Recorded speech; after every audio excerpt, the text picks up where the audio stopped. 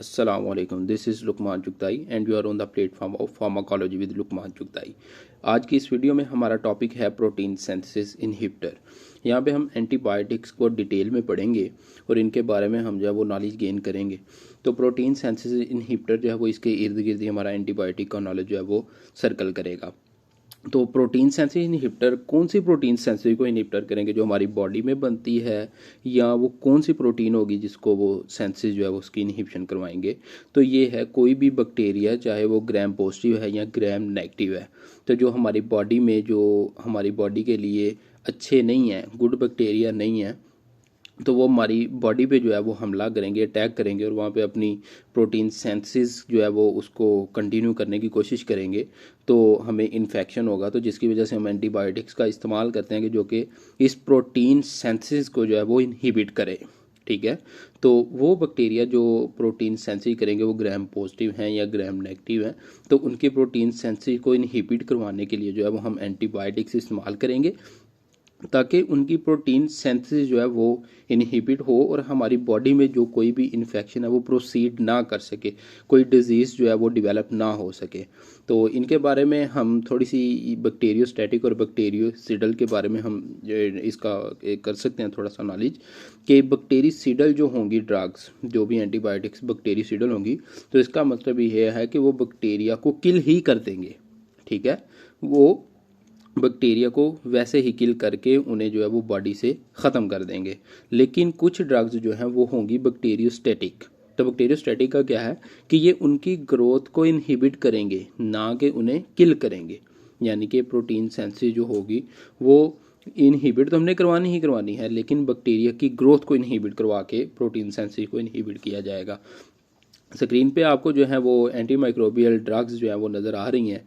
Amino glycosides हैं सबसे पहले। अमाइनो ग्लाइकोसाइड जिनके बारे में हम आपको बता सकते हैं कि अमाइनो ग्लाइकोसाइड में ड्रग्स आ जाते हैं अमीकासिन, जेंटामाइसिन, टोब्रामाइसिन, नीटलमाइसिन, सिसोमाइसिन वगैरह।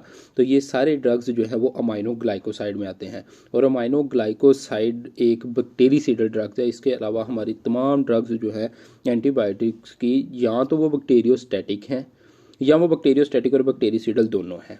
लेकिन अमाइनो ग्लाइकोसाइड जो है वो सिर्फ बैक्टीरियासिडल है, यानी कि ये बैक्टीरियल को जी उनकी ग्रोथ को रोकती नहीं बल्कि उन्हें किल ही कर देती हैं।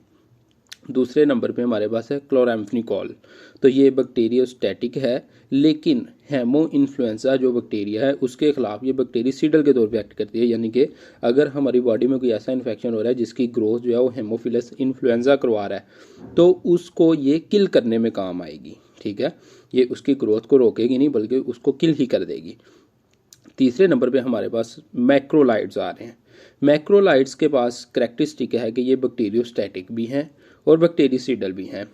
मैक्रोलाइड्स में हमारे पास क्लैरिथ्रोमाइसिन और एजिथ्रोमाइसिन के ड्रग्स वगैरह आते हैं, तो ये जो हैं मैक्रोलाइड्स के तौर पे काम करेंगे। इसके बाद हमारे पास लिंकोसामाइड्स आ जाते हैं। लिंकोसामाइड जो है वो क्लिंडामाइसिन ड्रग्स जो है इसमें एंटीबायोटिक्स इस्तेमाल होती है। टेट्रासाइक्लिन में जो ड्रग आते हैं इनमें डॉक्सीसाइक्लिन है। ठीक है, और इसके बाद इसमें आ जाती है ऑक्सीटेट्रासाइक्लिन है। तो ये ड्रग्स वगैरह जो हैं ये टेट्रासाइक्लिन में आ जाते हैं। इनका आगे हम इसका पढ़ते हैं फ्यूसिडिक एसिड वगैरह के बारे में। जी ये स्क्रीन पे आपको शो हो रहा होगा फ्यूसिडिक एसिड। फ्यूसिडिक एसिड भी जो है ये इसकी एंटीबायोटिक के तौर पे इस्तेमाल होता है। और इसके अलावा हमारे पास आ जाती है स्ट्रेप्टोग्रामिन्स। स्ट्रेप्टोग्रामिस जो है इनमें क्विनोप्रिस्टिन है, डेल्फोपिस्टिन है। और ये देखें आगे 8वां पॉइंट जो मैंने आपको पहले डिस्क्राइब कर चुका हूँ कि अमाइनो ग्लाइकोसाइड जो हैं वो बैक्टीरियासिडल हैं। बाकी तमाम जो है वो बैक्टीरियोस्टैटिक हैं, बैक्टीरियासिडल दोनों कैरेक्टरिस्टिक रखती हैं, या दोनों में से कोई एक रखती हैं, लेकिन अमाइनो ग्लाइकोसाइड सिर्फ बैक्टीरियासिडल हैं।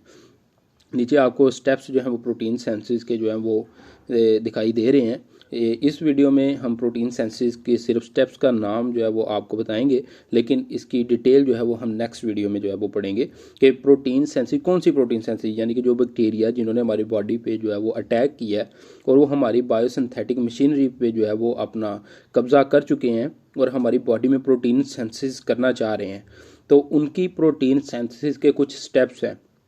तो वो उन्हें हम पढ़ेंगे तो डिटेल में, लेकिन थोड़े से ये स्टेप्स डिस्क्राइब कर देते हैं कि पहला स्टेप है एक्टिवेशन ऑफ अमाइनो एसिड्स।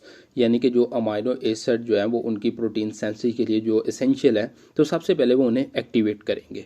ठीक है। उसके बाद सेकंड स्टेप है इनिशिएशन ऑफ पॉलीपेप्टाइड चेन, यानी कि देखिए अगर अमाइनो एसिड जो है वो मिलते हैं तो एक पॉलीपेप्टाइड चेन जो है, मुकम्मल चेन जो है वो बनेगी, ठीक है।